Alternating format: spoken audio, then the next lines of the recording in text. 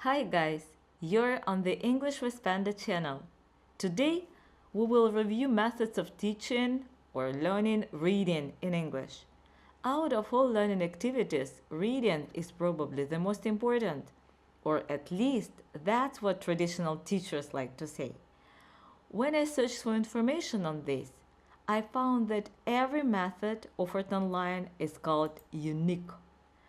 Let's figure out if each one is really that unique and which of them can help us learn and teach to read faster and more effectively. The most common method in the UK is Jollyphonics. Developed in the 1980s, this groundbreaking method focuses on the 42 sounds in the English language. Kids learn these sounds, not letters, because apparently learning the alphabet is overrated. The sounds are split into 7 groups, starting from easy and moving to complex. Once they master the first group, kids can already read 3-letter words, and when they can finally read, they get so excited they zoom through the rest. At least that's the idea. Each sound is introduced with a story or poem, and the kids get to act it out. See there? Each sound comes with its own special action. This one. Because who wouldn't want to make animal sounds while learning? Next, we have Letterland. This is where the magic of phonetic rules come to life through letter characters.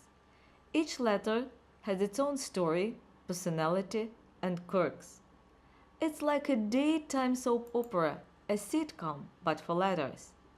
Kids get to know these letters on a personal level, and before you know it, they are reading. It's the classic let's humanize letters method, because probably just learning letters was too boring. Genki Phonics is up next. This method focuses on turning letters into sounds, with each sound paired with movement. Sound familiar? Oh yes, it's kind of like Jollyphonics, but with even more energy, because shouting and jumping must be the secret to literacy, right? Now on to color reading. This method is like an art approach to reading. The idea is that by the end of the year your child will have learned 22 songs while absorbing language skills like a sponge. Color-coded sounds and letters help speed up the process. It's as if the secret to reading lies in an art gallery. Colorithmics take things up a notch. Here, you get rhyme schemes paired with beautifully colored endings. Picture a nursery rhyme where every syllable is a different color. It's a poetry in color. Sound like something out of musical. But hey, if it works, right? The whole word method teaches children to recognize entire words as units. Forget breaking them down into letters or sounds. Just memorize the whole thing. It's like saying, hey kid, why learn the alphabet when you can just remember the dictionary? A unique approach, or maybe just ambitious. Next, we've got Glenn Doman's method, which relies heavily on, wait for it, flashcards. Flashcards with pictures and words. Even if your child can't read yet, Doman assures us it'll come naturally later, thanks to all those pretty pictures. Whole language method? Very similar to the whole word method, with one key difference. Don't bother teaching phonetic rules. Just let the kid figure out the connection between letters and sounds on their own. Oh, and don't correct them if they mispronounce a word. Because, learning to read is supposed to be like learning to speak. Magically effortless.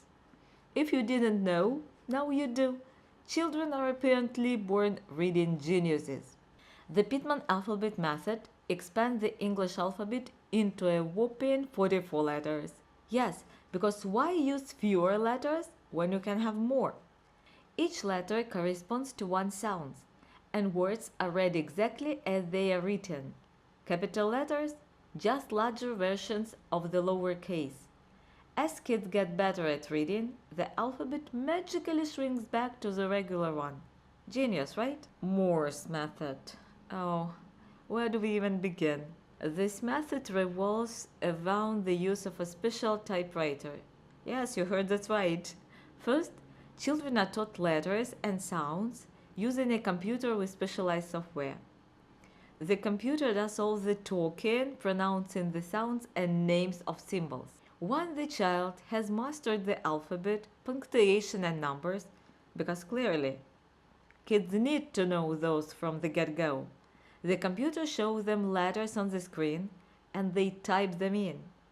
That's right, folks, kids learning to read by typing. Just so you know, that was sarcasm, by the way. But wait, there is more. This method also incorporates speaking, listening, and dictation practice. Honestly, I'm already exhausted just explaining it. Imagine being a 5-year-old trying to navigate a typewriter and specialized software just to learn how to read. Sounds easy, right? If only I had one of those special typewriters. Maybe I'd give it a go too. The Montessori method for teaching reading takes a hands-on, practical, child-led approach. Instead of drilling letters and sounds, kids trace sandpaper letters, because who needs a pencil? And work with word-building traits at their own pace. It's all about letting them discover reading naturally, with zero pressure. They even start with lowercase letters, because of course capitals are just too intense for beginners. It's a Zen-like method that trusts kids to figure it all out, eventually. So, if you're into taking the scenic route to literacy, Montessori's got you covered. I think we're starting to get a clear picture here. Hopefully, you have already picked the perfect method to help you learn to read in no time. I even suggest creating a brand new reading method. Here is the plan. Take something obvious and logical. Write it down. Give it a fancy name. If you can't think of a name, just use your own. Done. So, if you have already chosen your method, let me know in the comments. And if not, and you need help inventing your own method, write to me. We'll come up with one together. Thanks for watching. You've been on the English with Panda channel. Learn to read the right way.